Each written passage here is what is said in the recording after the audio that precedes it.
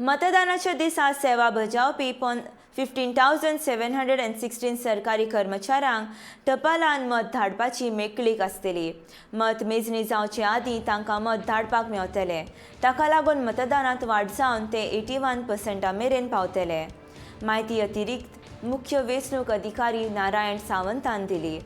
मतदाना वेळार युवा वेवस्थे खातीर हाजीर आसलेले पुलीस निरीक्षक तशेंच हेर सरकारी अधिकाऱ्यांक मतदान वेळार मतदान करपाक मेकळीक नासलेली।